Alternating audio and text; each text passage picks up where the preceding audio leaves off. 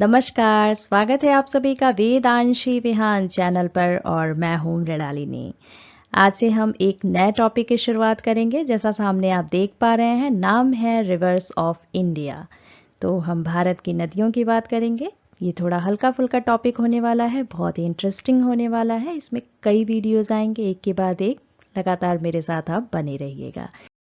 तो भारत की नदियों पर बात करने से पहले हम ये समझ लेते हैं कि आखिर नदी क्या होती है और ये झरने और समुद्र से कैसे अलग होती है। तो नदी की एग्जैक्टली परिभाषा होती है कि यह भूतल यानी जमीन पर प्रवाहित एक जल धारा है जिसका स्रोत प्रायः कोई झील, हिमनद यानी ग्लेशियर, झरना या बारिश का पानी होता है और ये किसी सागर अथवा झील में गिरती है।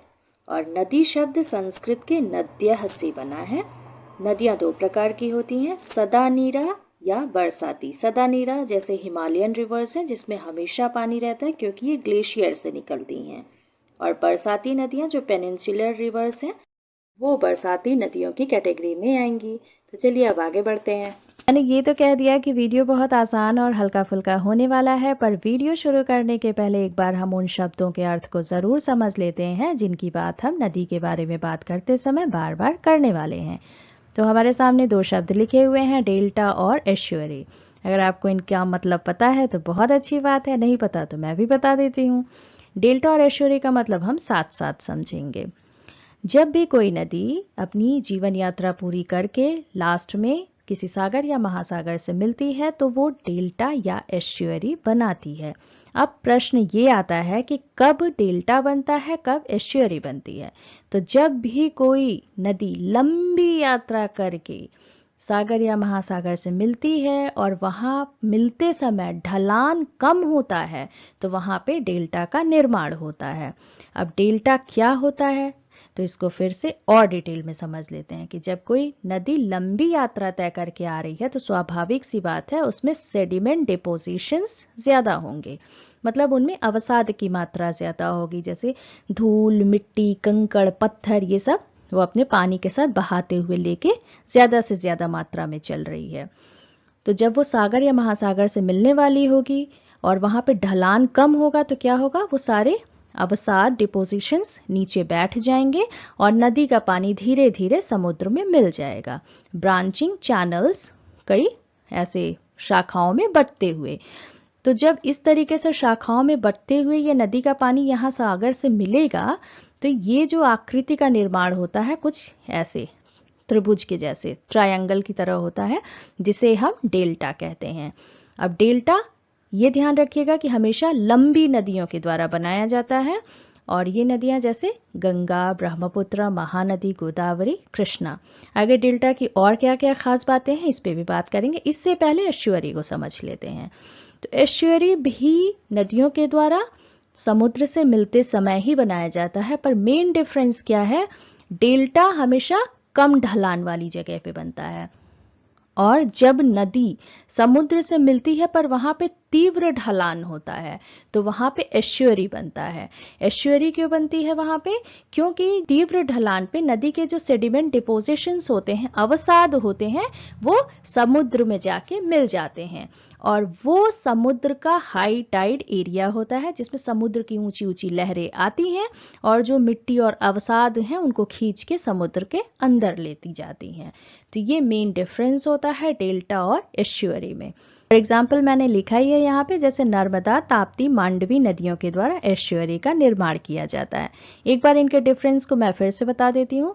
कम ढाल वाले जगह पे जब नदी समुद्र से मिलती है तो डेल्टा बनता है, तीव्र ढाल वाली जगह पे एस्चुअरी का निर्माण होता है और कम ढाल होने के कारण सेडिमेंट डिपोजिशंस किनारे पे पूरे लग जाते हैं तो यहाँ की मिट्टी उपजाऊ होती है।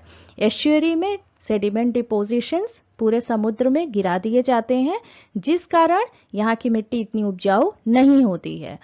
और एस्चुअरी हमेशा हाई टाइड वाले एरिया में बनता है और एस्चुअरी बनते समय हमेशा नदी के मीठे पानी का समुद्र के खारे पानी से मिलन होता है। और एस्चुअरी जहाँ बनती है वहाँ प्राकृतिक बंदरगाह पाए जाते हैं, मत्स्य पालन का बहुत ज्यादा स्कोप होता है। तो ये बेसिक डिफरेंस है डेल्टा और एस्चुअरी में। आई होप कि आप लोगों को ये बातें समझ आई होंगी, क्योंकि पढ़ते समय मुझे तो ये टर्म्स बहुत ही ज़्यादा कठिन लगते थे, पर आज लग रहा है कि कुछ भी तो नहीं है इसमें। तो मैंने आपको भी उसी भाषा में समझाने की कोशिश की है, अंतर के साथ। लेकिन फिर भी कोई डाउट रह गया हो तो आप कमेंट के थ्रू मुझसे पूछ सकते हैं। और एक बात और बता देती हूँ कि दुनिया का सबसे बड़ा डेल्टा गंगा ब्रह्मपुत्र नदी के द्वारा बनाया जाता है, सुंदरबन डेल्टा। अब ये लोकेटेड है भारत और बांग्लादेश में। और अब बात चली है नदियों के समुद्र में मिलने की, तो क्या आप लोगों ने कभी किसी नदी को समुद्र में अपनी आंखों से मिलते हुए देखा है? मैंने देखा है। और अगर आप भी चाहते हैं तो एक जो बहुत छोटी सी जगह है दीघा, वेस्ट बंगाल में मेदिनीपुर डिस्ट्रिक्ट में दीघा, वहाँ जाइए और वहाँ पे आप दो नदियों को, एक स्वर्ण रेखा नदी, दूसरी चंपा नदी को बे ऑफ बंगाल में मिलते हुए देख सकते हैं। और मैं स्वर्ण रेखा नदी की बात बताऊं तो नदी में चलते चलते कब हम समुद्र में चलने लगे, मतलब लिटरली वो एहसास कितना अच्छा था मैं बता नहीं सकती हूँ, क्योंकि जीवन में पहली बार मैंने किसी नदी को अपनी आंखों के सामने समुद्र में मिलते हुए देखा था। तो आप भी चाहें तो ये देख सकते हैं। इसे दीघा का प्रमोशन मत मानिए, ये मेरा पर्सनल एक्सपीरियंस है। और नेक्स्ट अब हमारे सामने लिखा हुआ है ट्रिब्यूटरी। तो ट्रिब्यूटरी का मतलब है स्मॉलर रिवर और stream that flows into a larger river, मतलब बड़ी नदी में मिलने वाली जो सहायक नदियां होती हैं उन्हें ट्रिब्यूटरी का नाम दिया जाता है। इसके बाद कॉन्फ्लुएंस की बात करें तो Sangam, the point where two और more rivers meet and flow together.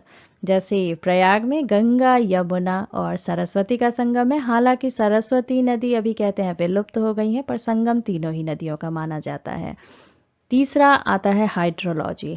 और हाइड्रोलॉजी की बात करें तो ये जल के अध्ययन से संबंधित शाखा है। इस तरीके से नदी से संबंधित हमने कुछ मुख्य शब्दों को यहाँ पे लिया है, क्योंकि शब्द तो बहुत सारे हैं, पर जिन शब्दों का इस्तेमाल हम फ्रिक्वेंटली करने वाले हैं उन शब्दों का अर्थ समझ लिया।